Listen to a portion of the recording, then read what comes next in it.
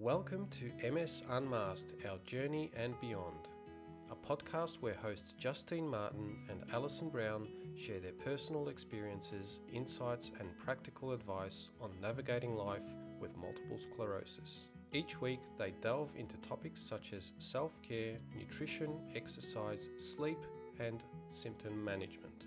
Join them as they explore the physical, emotional and mental aspects of living with MS, providing a supportive community for listeners touched by this condition.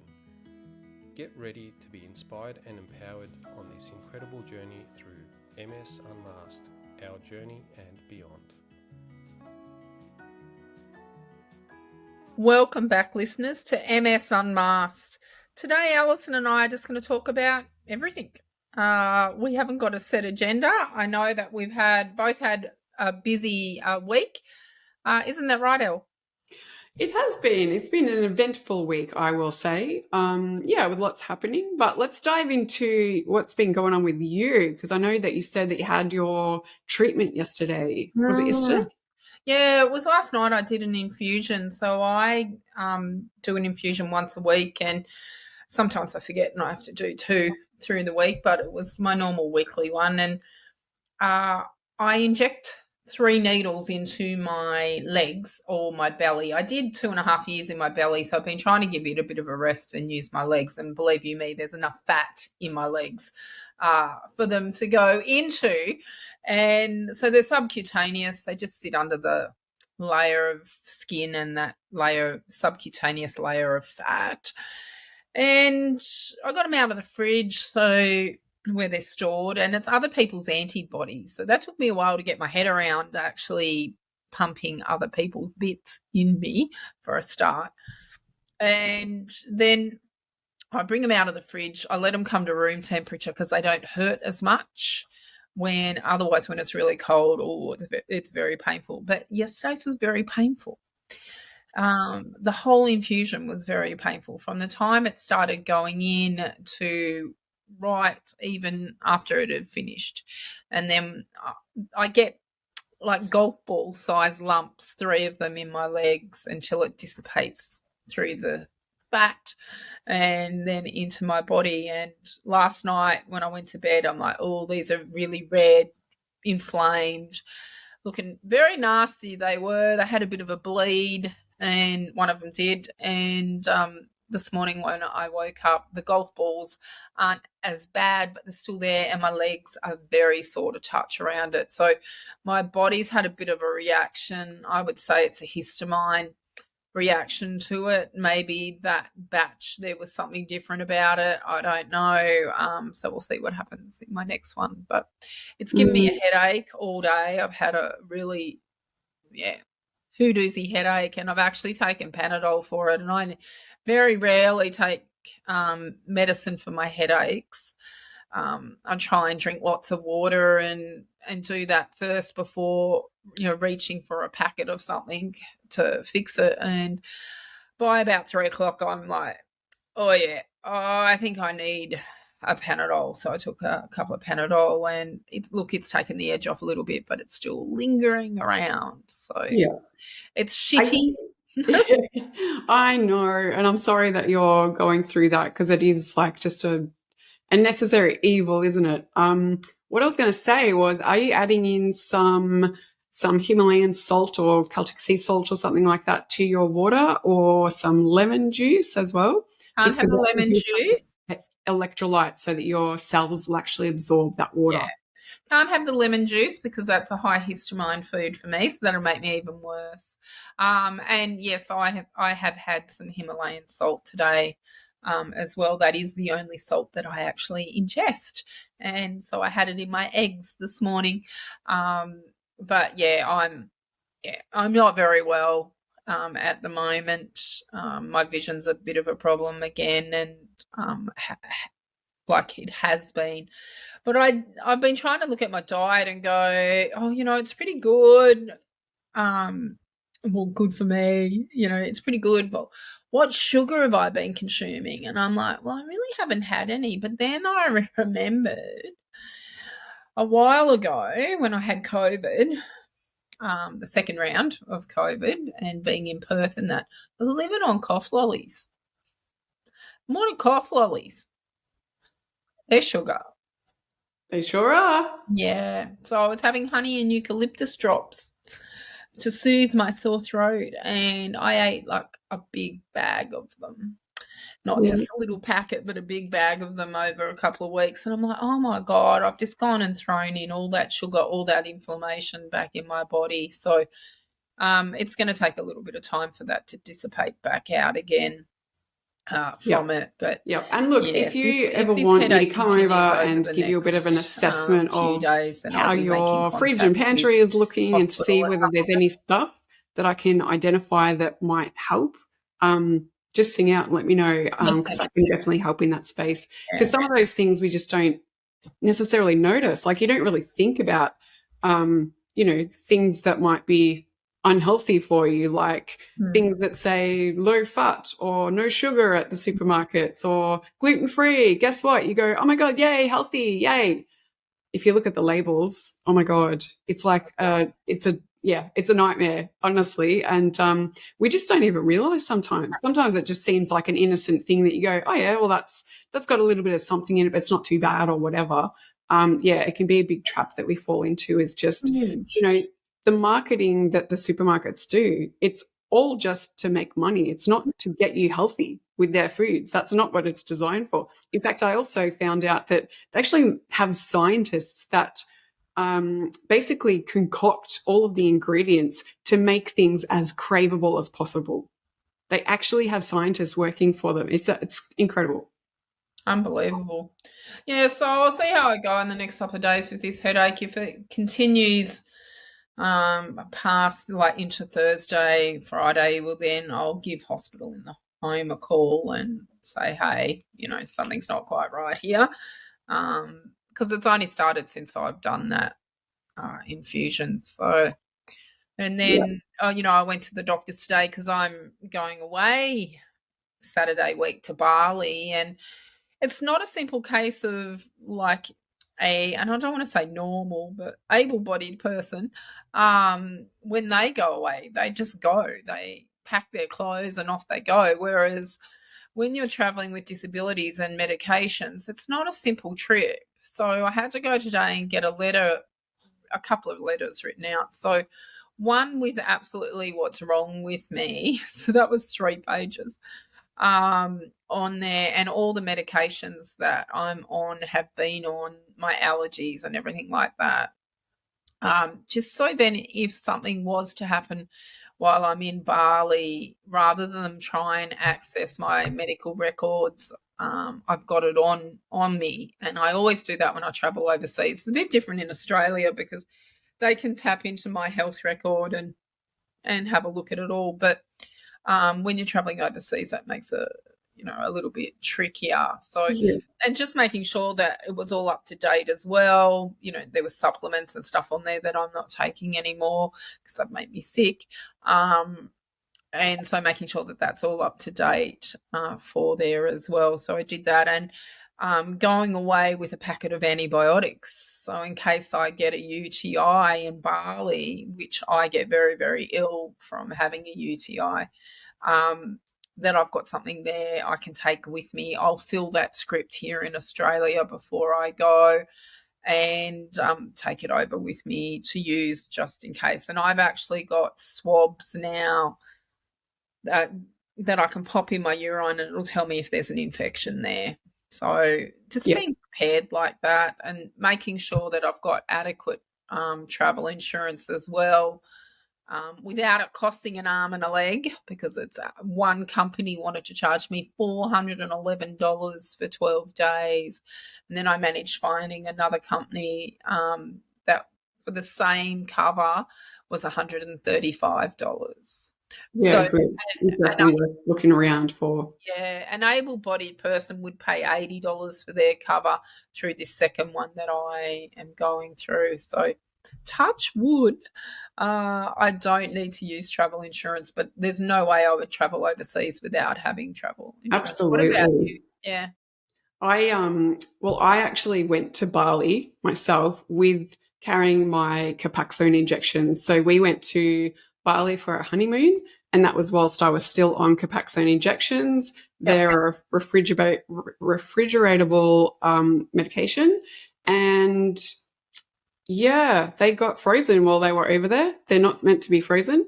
So I had to ring up the neurologist and say, oh my God, what do I do? They're frozen. Because I remember reading that you meant to discard them completely, like don't use them. And he's like, oh, they should be okay. No worries.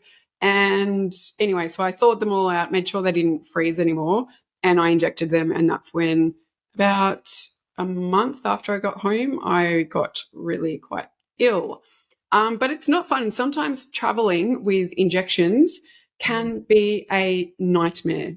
I remember traveling just through Jetstar, which was just our local little company, just from Melbourne to Sydney, 1 hour flight. The lady was like, no, you're not allowed to have your injections. And because I needed to keep them at room temperature, or to make sure that they were insulated, I couldn't leave them in my bag. I didn't want the risk of like them not going with me. And I had a letter. I had all the stuff that usually people just go, yep, you've got the letter. No worries, sure. Because I'd travelled with Jetstar lots of times with my Copaxone. Yep, and so did I. And this was the first time the lady's like, yeah, no, we can't let you do that. They'll have to go into your checked luggage or else you can't take them. And I was like, no, I need to actually have them with me, because if I lose those, then I'm in trouble. And she made my life hell. And then I had to, when I got to Sydney, because she's just like, oh, okay, I'll let you on. You don't seem like a big threat to society. But when I got this to Sydney, I was like, oh my God, am I going to have the same thing coming home? So I actually reached out to one of the Copaxone MS suppliers and said, what do I do in this situation? And somebody actually recommended that I write out, or that I have a stat deck with me, so that if something like that happens, I can ask that person, are you going to be responsible for my to getting my injections with me safe? If you sign this, then they're personally liable to actually look after those. So I never had to use it, but yeah, gosh, it's just so stressful. It's just, and like, because I travel with my SCIG therapy, and that's a pump that's got to go with it. So I draw up in a 20 gauge needle. It's massive. The little vials of other people, and then hook it up. It's got 3 prongs off it. Those 3 prongs go in sections of my body at the same time, and then I hook it up to this spring-loaded cylinder pump. And I'm the same. It can't go in my checked luggage. It has to go carry-on, because I can't risk them losing my bags. And it's not a medication that you can just go to a pharmacy or to your normal doctor and say, hey, I need this. Yeah, so this is only dispensed through the hospital. And it's called liquid gold on how expensive this stuff is, and to qualify to actually, get it. And, by checking it under, you can't guarantee that your bags are going to be there at the other end. That's right. But this pump has a spring in it. Now, when I go through security, the spring looks like it's in a shotgun, a handgun. And I get pulled up by security every single time. And I've had them say to me, oh, you should just put it in check-in. No, you don't get it. You don't really, do they? Lose it. You should get your doctor to actually write on there that you have spring-loaded medication. And that wouldn't even stop them at security. Sometimes it does. Sometimes you get somebody that's just like, yeah, I've got a letter from the doctor, fine, just go through. Other times people are like scrutinizing every single detail. It's crazy. Yeah. I don't know about showing them my letter on what's wrong. You guys know that I've got MS, but there's a hell of a lot of other things that are wrong with me. And, flashing that letter to security people, yeah, there's on the outside of the pump, it's all written on what it actually is. So it's just this white long cylinder with purple writing on it, and it advertises the company that makes it and what it's for and that. So as soon as they open it up and they see it, they're like, oh yeah, you're fine. But when it goes through the X-ray machine, it looks like the spring of a bike or something. Yeah, I used to just always say like that I'd rather just be up front. I'd just put everything down. I'd have my letter from the medication slip that you can get from Safe Traveler, I think, the Safe Traveler website. I filled all that out with all my medication and everything, all my details. I had the letter from the doctor. I had my medications, etc. And I would always just give them everything. And some people are just like, yeah, I don't care what that is. Fine. But I'd always offer it to them. And I always said that I would never want to argue with somebody that can legally do a full body cavity search. Very true, very true. Do you know about the sunflower program? No. Okay, so the sunflower program is available at all airports in Australia, and I think overseas there's some as well. So you can apply, because a lot of us have hidden disabilities and ailments. You can apply to get this lanyard, and the lanyard actually has sunflowers on it. Now, if you were walking through the airport and I had it on, you wouldn't think twice about it. But airport staff are trained to see these lanyards, and it tells them that that person's got a chronic disease and that they may need assistance. So without having to say it, you can just be wearing this lanyard and that's good. That makes it a bit more discreet, and so you don't have to go spruiking the whole thing to the world all the time. Yeah. That's really good. Yeah, so you just go on to the airport where you live, in the capital city that you live, and put in the sunflower program, and it will come up. And then to pick them up next time you're at the airport, you just go in a bit earlier and go to the centre management kind of office and pick up your lanyard. That's really cool. Well worth having it. I'm going to do that when I fly to Bali next week, because I travel a hell of a lot, as we know. So anything to make that, a little bit more comfortable in doing it. Yeah, absolutely. Definitely worth doing. Absolutely, definitely. Yeah. So, what's happening in your world? So, you know about me griping about my legs and going to the doctors. Can I just say I wish I had $1 for every minute I had to wait for a doctor?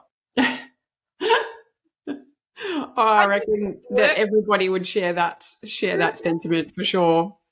Yeah. So, what's happening in your world? So the last 3 days, I have been doing a bone broth fast, which is kind of crazy. I have done it before, but basically what you do is you're effectively fasting, and the things that you can drink are water, lemon water, and bone broth.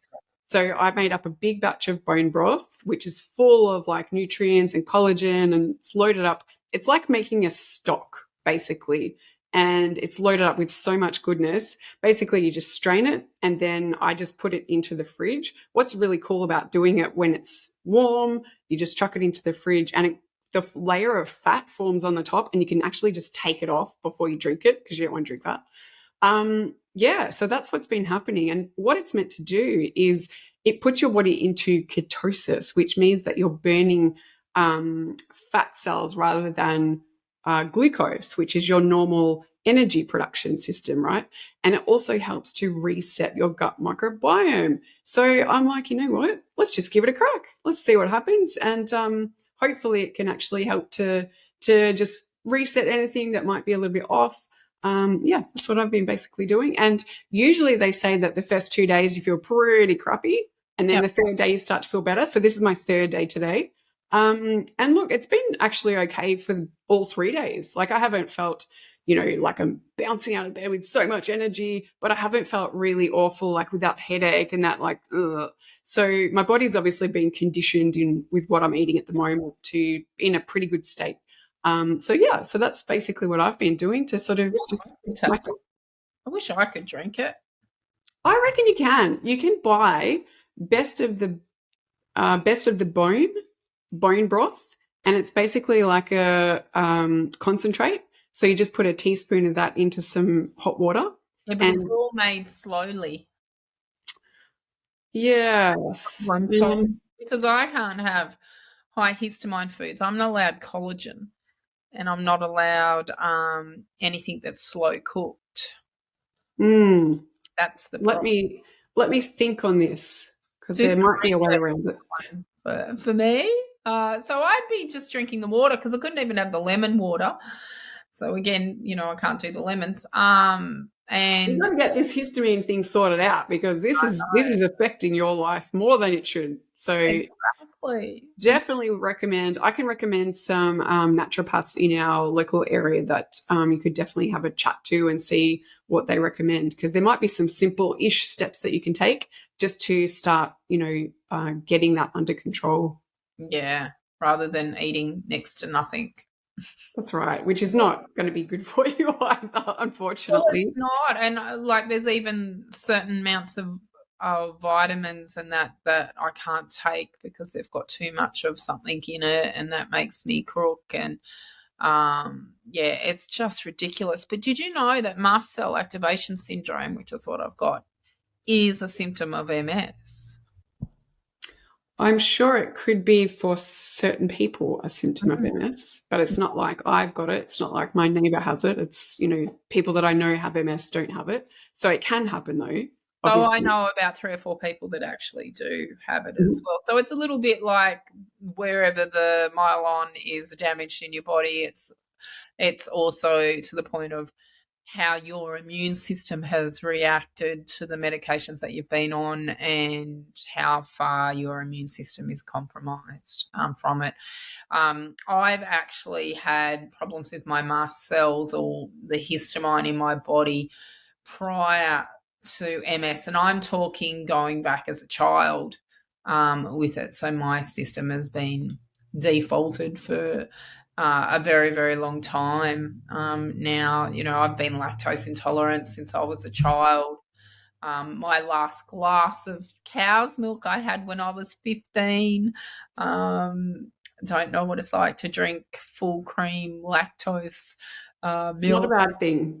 No, good for you, so it's not a bad thing. It's not a bad thing. I do miss ice cream. Just saying. You can actually make some coconut cream ice creams that are delicious. I bought the coconut water icy poles. Have you had them? No. So they're just coconut water, very little anything else in them. Woolies sell them, Coles don't. And they're actually quite yum. Okay. Yeah, but the creamy ice cream. I remember. I'll send you a recipe. I will send you a recipe. There is a really nice one that I have, which I think is it's sort of like a caramel kind of ice cream. Yeah. Super creamy, super delicious. Obviously, it's still got sugar in it, so you still want to be careful of it. But it's got natural sugars in it. But it's really delicious. So if you're looking for just a bit of ice cream, this could be really good. Yeah, has that got dates in it? I don't think so. Caramel? Because if you freeze fresh dates and pop them in, obviously the freezer, they taste like toffee. Yeah.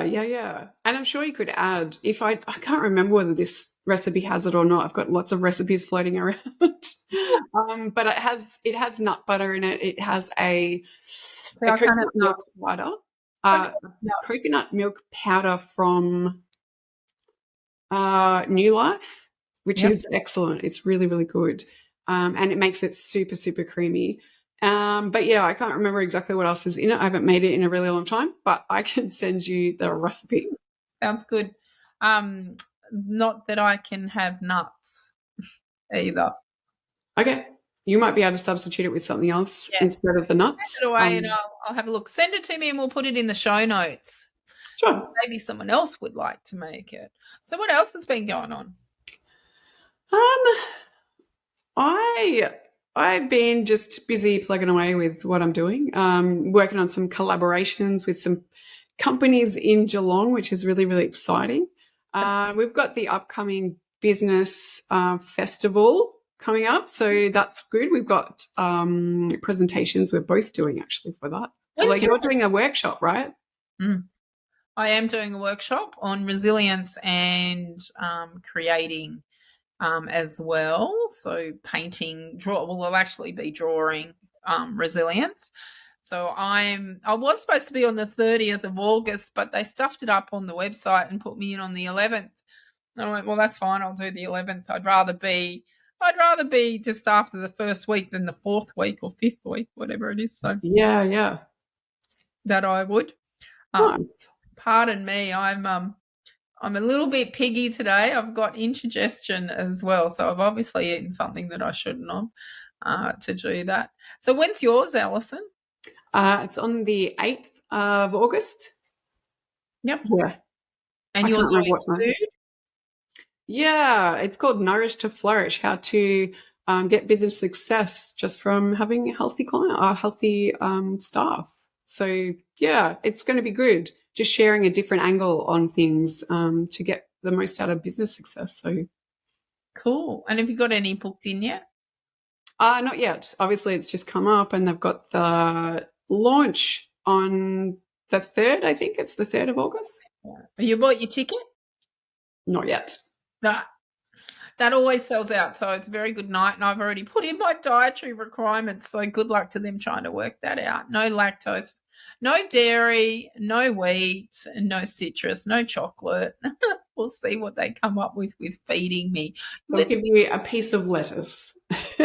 Yes. It would be so hard, but yeah, I know. And these days it's a lot easier to actually eat a healthy anti-inflammatory diet. But yeah, just imagine having this, back in the 70s or 80s. Like you'd have no hope. No, none. It was bad enough being lactose intolerant in the 80s and 90s and 2000 and 2010, because lactose-free products have only really been around for about the last 5 years. And yeah, I'd say 5 or 10, I reckon. Yeah, there was a little bit of lactose-free milk, probably closer to the 10-year mark, but the cheeses and the yogurts and everything like that have only really been in the last 5 to 10 years. I know because I've looked for them, and lactose-free ice cream and all of that stuff. But I can remember eating lactose-free yogurt, and that still gave me a migraine and still made me sick. So there was something else in it. It was dairy, so I try and avoid. Read the label always. And if you don't know what it is, if you don't know the ingredient, or if there's numbers and additives and preservatives and natural flavoring, that's a big one too. That doesn't mean that it's good for you. Just avoid it. It's not going to be serving your health well, because if you don't understand what these ingredients are, your body doesn't know what to do with them. They don't know what to do. And the thing is that all of those toxins, they actually get stored in fat cells. Would you believe it? Yep. Well, it's got to store it somewhere. That's it. Yeah. And, some of us that have got more fat cells than others, it stores twice as much. So what else has been happening? I'm trying to think. I'm still working on our MS book. So we're up to nearly ready to typeset it, and we're doing all the podcasts for that. So listeners, hang on. There's a new podcast coming out in September, and it will be called Whispers of Resilience, our MS stories. So everyone's recording at the moment their podcasts. I think I've done about 5 or 6, and we've got 26 to do in the next 10 days. So that'll be really interesting, and getting all that formulated up. And the front cover of the book is under production at the moment. The podcast tile is done.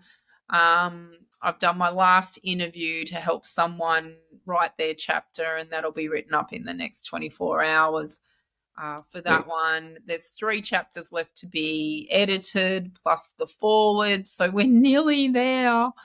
Nearly. Close. You've worked very, very hard to get it to this point. And obviously everybody who's contributed chapters has worked very hard as well. But you've been the cornerstone to bring it all together. So well done on getting it so far. Yep, just got to get it over the line now. And then I will order a couple of copies as proof copies. Mm. I'm hoping to do that not next week, the week after, and then get them express sent to me, and then we'll have a look at them. And as soon as they're good and or no changes need to be made, then I'll order a couple of $1,000 worth of them, and we'll have them there for our book launch coming in September. And we are going to do an online book launch as well. And yeah, great. That'll be awesome. And get it on an e-reader, so you'll be able to get it on Kindle as well. That's just a matter of ticking a box there. And then I will be recording it all to put on Audible after that. So you'll find me in my wardrobe recording that. Are you going to use Talkia? No, it won't pass Audible's requirements. So I'll be reading them all sitting in my wardrobe. And the reason why I'm sitting in my wardrobe is because the sound is amazing in there. And I have recorded podcasts in there before amongst my clothes, because I may have too many clothes, but we won't go down there. We won't talk about that one. Don't we all? I think we've all got too much. We live in a world of excess. Like, we've all got too much of everything. Well, I was in there the other day and I looked around. I went, I think I should really probably increase my house insurance, because I'm like, yeah, I've probably got about $40,000 or $50,000 worth of clothing in this wardrobe now. I've got 19 pairs of Freddie jeans and they're $260 a pair. What's that work out to be? Too much. I know. 5 pairs of Doc Martens. All right. So, when you don't smoke, you don't drink, you can't have chocolate, what's your vice in life? Mine's shopping. Mine's looking good in designer clothes. But, it's like, no, I really need to increase my house insurance for this one as well. And, looking good makes me feel better. Absolutely. Yeah, so the one thing that I can still control is the way that I look. And but anyway, getting back to recording the podcast, geez, my mind's on a tangent today. Well, not the podcast, the Audible book. I will be sitting in the wardrobe doing that.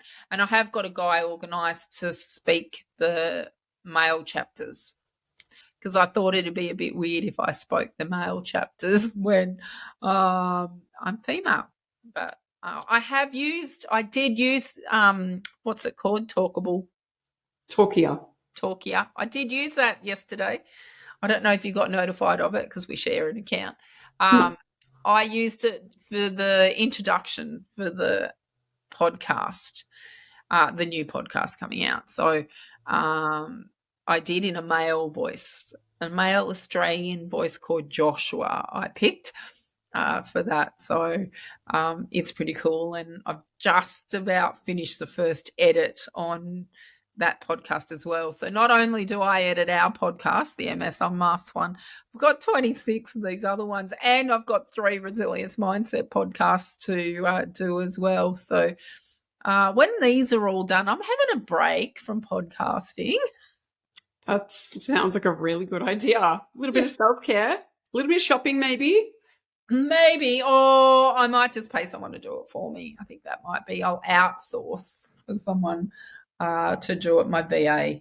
She keeps saying to me, can I help you? Can I help you? And I'm like, no, it's fine. I don't like hanging over the reins of everything. So no, I'm fine. And then I'm like, yeah, I should really ask for help. Do you do that? One thing that I think we're not very good at sometimes, us MSs, is actually asking for help. We're not very good at it, are we? No. And in order to build resilience, you can't do it by yourself. You've got to ask for support from people, and whether you pay for that support or whether family and friends help you with something. We like to think that we can do everything ourselves.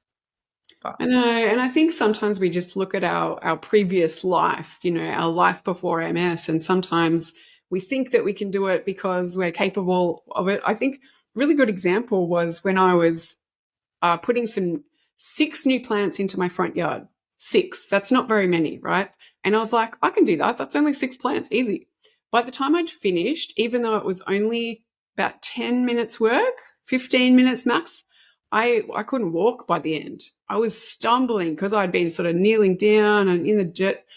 It was really bad. And I thought, oh my God, even I can't do this simple task. And it deflates your confidence a lot, but we still go back to our sort of default brain of like, yeah, I can do that.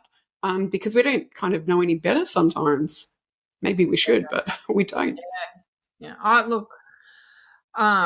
I've learned to ask for a lot of help in other areas. It's just this podcast that, the podcasts have been my baby right from the start. It's like, I know I can do that. And I do them at night. But when you've got over 30 to edit, it's a big task for anybody, even for superwoman like yourself, Justine.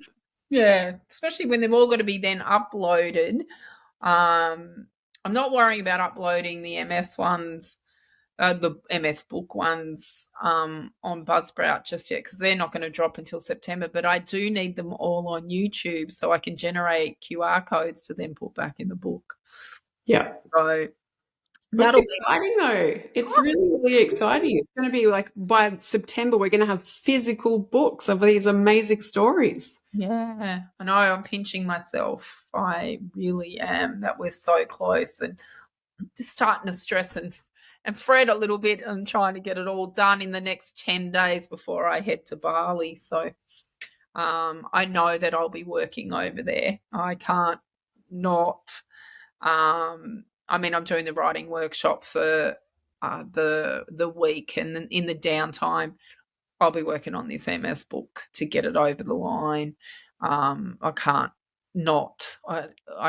wait either to do that. So, because a couple of the authors were late putting in their chapters and stuff like that, that's held up the timeline. But that's fine. That's what's happened, and that's what happens when you're dealing with people with disabilities and that as well. The timeline that you put in place didn't quite go according to plan, and that's okay.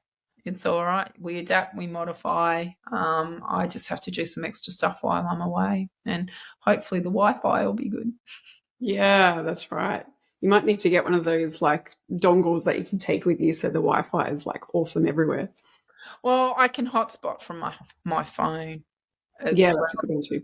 And I'm buying a international SIM card, like a Bali SIM card. But I'm pretty sure the Wi-Fi in the resort that I'm staying at will be. Yeah, I've never had any issues with the resorts' Wi-Fi. They're usually pretty good. Yeah.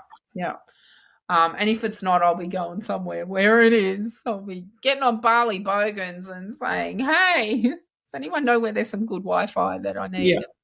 Look, I'm sure I'll only need, maybe 4 or 5 hours over the space of that week to finalise it all. But I'll sing out if I need a hand.